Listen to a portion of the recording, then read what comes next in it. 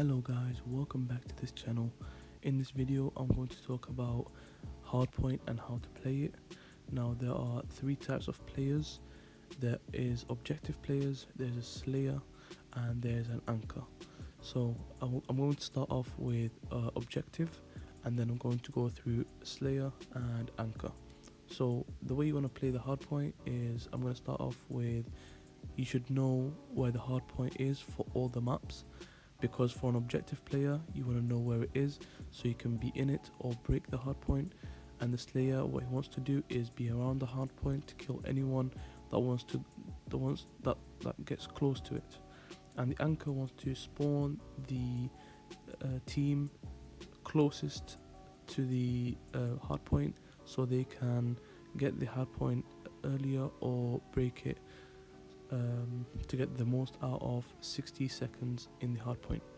For the objective players, you want to have an SMG equipped on, and you want to have trophy system and flak jacket. That will enable you to die less from grenades and trip mines. You also want to have cold blooded on, because you don't want an enemy player to just put an RC car and that will travel all the way into the hardpoint, contest the hardpoint. Because the RCs does contest it if it's in the hardpoint. So if you have cold-blooded and the other player has cold-blooded, the other objective player, then the RC wouldn't go in the hardpoint. And second of all, if you don't have it on, it's not only going to contest it, it's going to enable the enemy players to come close to the hardpoint and possibly kill you and break the hardpoint. For these slayers, you want to have an AR, and you want to have the perk Skulker, because you want to stray faster, moving left to right to avoid enemy bullets and to be able to win more gunfights, because your priority is to try to kill enemy players around the hardpoint. For the anchor players, you want to have an SMG or an AR, wherever you prefer, and you want to have lightweight on to reach spawns faster and try to make your team spawn closest to the hardpoint. And by you doing that, it will make the enemy team spawn somewhere else. Now in doing that, you want to kill the enemy anchor, because he will most likely want to have that spawn point, so you'll most likely meet each other in the game a lot. Now the team is comprised of 5 players, so you want to have 2 objective players and 2 slayers and 1 anchor. Now that's all I have to say for this video.